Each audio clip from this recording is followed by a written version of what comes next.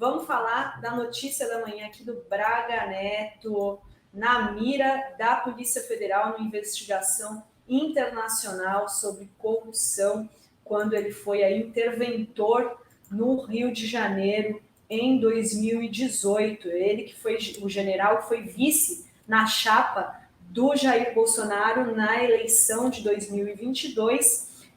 Hoje a Operação Perfídia da Polícia Federal investiga os crimes de patrocínio de contratação indevida, dispensa ilegal de licitação, corrupção ativa e passiva e organização criminosa praticados por servidores públicos federais quando da contratação de uma empresa norte-americana no governo do Michel Temer para a aquisição de 9.360 coletes balísticos em 2018 no Gabinete da Intervenção Federal no Rio de Janeiro. Plínio, como que foi descoberta essa fraude na licitação, essa dispensa na licitação que deu origem aí a essa investigação da Polícia Federal? Antes do Plínio, vamos pôr o vídeo do Felipe Pena, e aí o Plínio entra e comenta tanto o vídeo, porque ele chama a matéria do Plínio, e o Plínio esclarece tudo sobre as coisas. Fechou. Felipe Pena gravou um vídeo exclusivo, ele estava apurando, junto com o Plínio, cada um por um lado. Felipe Pena conseguiu falar com umas fontes aí, né? E tem, depois até o Plínio pode acrescentar algumas coisas que ele falou depois de fazer o vídeo, né, Plínio? Então vamos lá, Isso, melhor. O general Braga Neto, pelo jeito, vai ser vizinho do Bolsonaro no presídio da Papuda. Está hoje na rua aí a Operação Perfídia da Polícia Federal. Perfídia é um sinônimo para traição, mas é uma palavra bem forte e já dá o tom simbólico do que é essa operação. Para quem não lembra, o general Braga Neto foi o interventor federal da Segurança Pública aqui no Rio de Janeiro em 2018, durante o governo Michel Temer. E foi exatamente nesse ano que Marielle Franco foi assassinada e até hoje a gente não sabe quem mandou matar Marielle. Mas o que a Polícia Federal está investigando hoje, e o general Braga Neto não é alvo dessa operação, mas ele teve o sigilo bancário quebrado.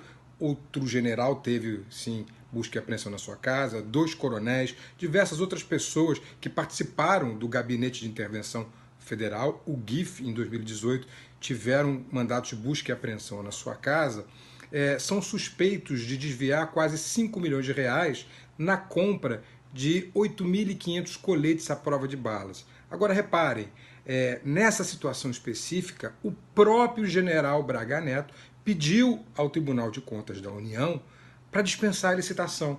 Ele alegava na carta que ele enviou ao TCU que era uma compra emergencial, que a tropa não poderia ficar sem aqueles coletes. E o TCU alertou, você tem que fazer uma pesquisa pública, do contrário pode ser responsabilizado. Pois bem, está aí. O sobrepreço chega a quase 5 milhões de reais, mas numa verba que naquele gabinete durante o ano movimentou mais de 1 bilhão e 200 milhões de reais. Vamos falar, claro, sobre números. Não são apenas esses 5, né?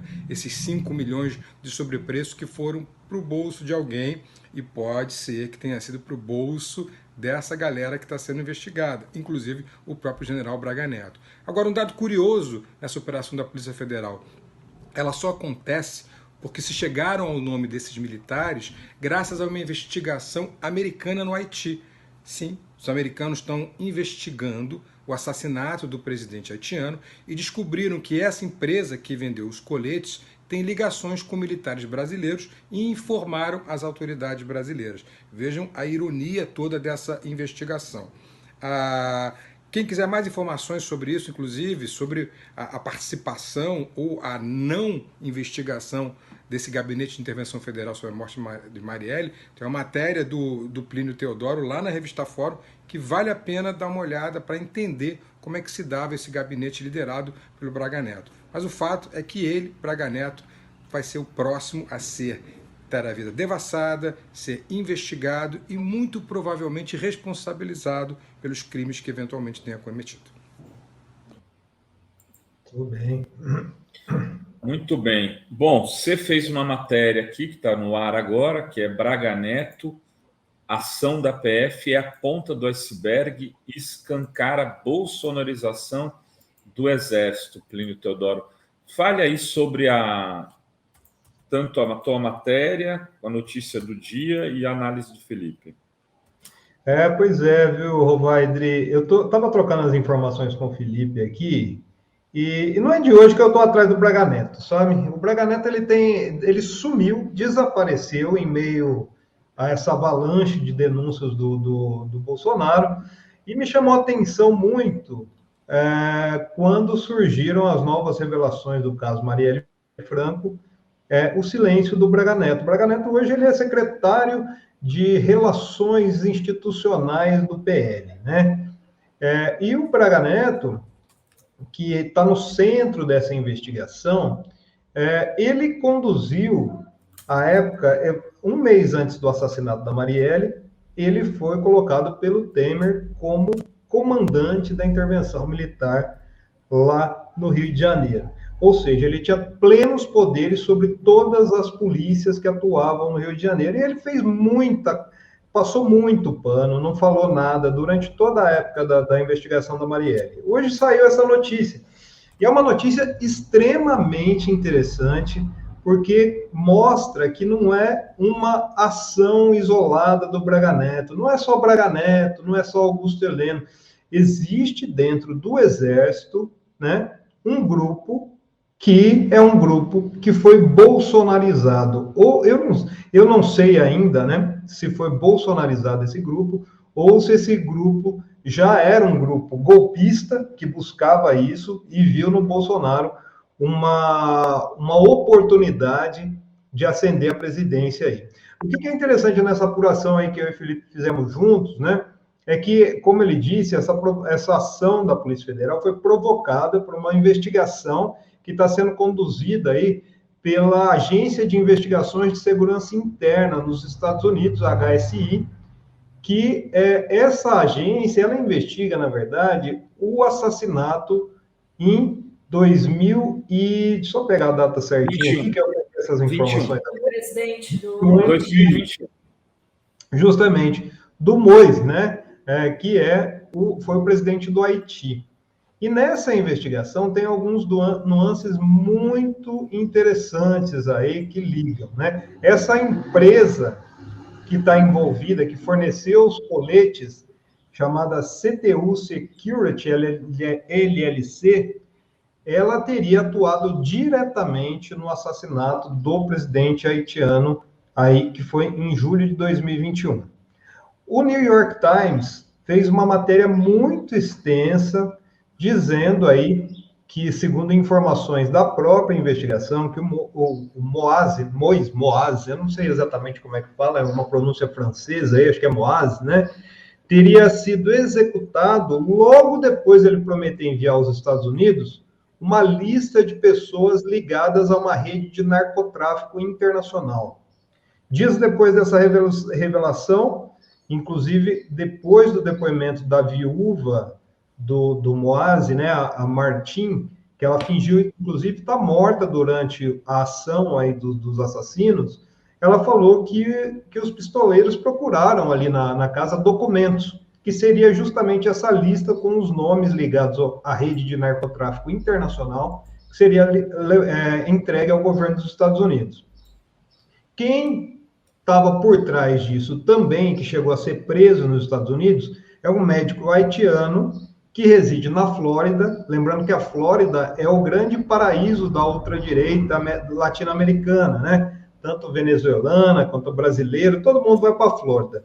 O Christian Emmanuel Sanon. E as investigações também chegaram à conclusão que ele viajou para o Haiti um mês antes do crime e teria contratado milicianos de uma companhia de segurança venezuelana com sede nos Estados Unidos, chamada CTU. Então, esses colombianos trabalhariam para essa empresa, que é venezuelana, chamada CTU. O Nicolás Maduro, presidente da Venezuela, dias depois foi e disse em uma live que essa empresa pertence a Antônio Intriago. É um venezuelano que tem vínculo com Juan Guaidó e Leopoldo Lopes, os principais líderes da oposição na Venezuela. Né? Então, dessa investigação partiu a comunicação de crime que foi feita à Polícia Federal, dizendo, ó, essa empresa aqui, que participou do assassinato do presidente haitiano, firmou um contrato aí no Brasil com a intervenção feita no Rio de Janeiro, e a partir disso a Polícia Federal foi investigar. Esse documento, como frisou o Felipe, ele é avalizado, a dispensa de licitação para comprar esses coletes foi avalizada pessoalmente pelo Braga Neto. Foi o Braga Neto. A gente pode dizer solicitada. Solicitada. Ele falou assim, ó, dispensa de licitação. Até mesmo, né, Rovai? Porque quando você tem uma intervenção, a pessoa que está no comando da intervenção tem plenos poderes para fazer essa dispensa de licitação. E foi isso que ele fez, Dri. E o interessante, o Braga Neto não é só isso, né? O Braga Neto fez essa comunicação, só que dias antes eu estava levantando para onde os militares que atuaram junto com o Braga Neto foram depois da intervenção militar. Lembrando que essa intervenção, como o Felipe falou também, foi um custo total de 1,2 bilhão, e depois disso, quando o Bolsonaro assumiu o poder, foi mais 1 milhão por ano, com pelo menos 13 militares da ativa atuando por lá. Vamos lá, tem aqui alguns nomes, né? Que nem o subchefe da Secretaria de Intervenção, o general de brigada Paulo Roberto Rodrigues Pimentel. Esses nomes foram os apurados pelo Felipe? Não, esses são os que eu fiz antes. Tá. Foi o anterior, da apuração anterior. Esse atua diretamente, foi o subchefe de Secretaria de Intervenção. Ele é amigo do Bolsonaro na AMAN, né? Da AMAN. Da mesma turma da AMAN? Oi? É da mesma turma? É de uma turma posterior, digamos assim, que o Bolsonaro era o veterano dele na AMAN, né? E ele saiu de lá e assumiu o comando da Academia Militar das Agulhas Negras, a própria AMAN, por decreto do Bolsonaro. Outro general de alta patente que estava lá na chefia da Secretaria de Administração e Finanças da Intervenção, que é onde eram assinados os contratos, viu, Rovaidri, para compras na intervenção. O general de divisão Laélio Soares de Andrade. Hoje, ele ocupa a chefia de gabinete da presidência do Tribunal de Contas do Estado do Rio de Janeiro. O Laélio Soares não é só essa questão, a gente está falando dessa ação da PF hoje, de um contrato de 9 milhões, né? O Laélio, ele fez um contrato suspeito também com dispensa de licitação. 40 milhões, né? 9 milhões de dólares, 40 milhões de reais, né? E isso, 40 milhões. 6 milhões de fraude. Sobrepreço, né? 9 milhões de dólares daria 45 milhões de reais, na verdade. Eles fazem 40 porque era a cotação à época, né? Isso. E daí, assim, não é só isso que está que é suspeito ali. Na verdade, abriu-se uma investigação, eu não consegui apurar ainda como está essa investigação, mas o Laélio Soares de Andrade também, como chefe da Secretaria de Administração e Finanças da Intervenção, ele fez um contrato suspeito aí de compra de armas Glock, no valor de 46 milhões de reais, e essa empresa é a mesma empresa que é representada no Brasil por Franco Giafone, que é um amigo do Eduardo Bolsonaro. Inclusive, o Eduardo Bolsonaro é lobista dessa empresa, da Glock América, e tentou, durante o mandato do pai dele, trazer uma fábrica para ser instalada em Goiás da Glock. Agora, os investigados de hoje, é interessante, viu, Rovai, que eu estava dando uma apurada aqui, são o general da reserva Paulo Roberto Correia de Assis, e tem 2 coronéis também do Exército, Diógenes Dantas Filho e Robson Queiroz. O Paulo Roberto Correia Assis, golpista de carteirinha, viu? Ele é um dos que assinaram, por exemplo, aquele documento a favor do impeachment da Dilma Rousseff, estando nativo, tá? E o que há de comum entre eles aí também, eles são oriundos do Comando Militar Leste. O Comando Militar Leste é justamente de onde partiu a maioria do agrupamento que foi servir as forças de paz na ONU no Haiti, que foi servir sob o comando, primeiro do Augusto Heleno, né, que foi o comandante lá de 2003 a 2005, que foi tirado por Lula após aquele caso emblemático de um massacre que ocorreu numa favela lá no Haiti. Depois o Carlos Alberto Santos Cruz, que também esteve no governo Bolsonaro, 2007 a 2009. Luiz Eduardo Ramos, que era braço direito do Bolsonaro também, 2011 a 2013. E depois o Edson Pujol. Todos esses estiveram no Haiti, ao lado do Tarcísio Gomes de Freitas e também do Otávio Diego Barros, que estava também no governo. Então a gente vê que é um grupo dentro do Exército, tanto eles participaram dessa intervenção lá no Haiti, e também todos eles são ligados ao Bolsonaro. Parece que o Haiti é chave para explicar essa politização desse grupo, né?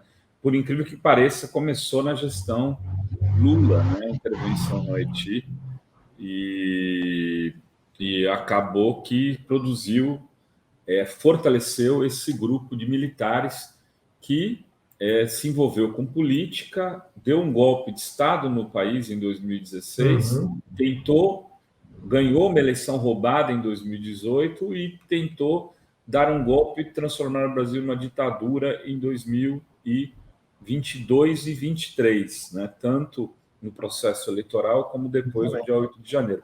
Plínio, finalizando, já estamos aqui com o Vadir Damus. Tem mais algum destaque, mais alguma informação? Só queria trazer rapidamente só esse vídeo que voltou a circular do Braga Neto aí, né, cumprimentando os... Deixa também, não vou falar pra imprensa, não. Tá preocupado com ele.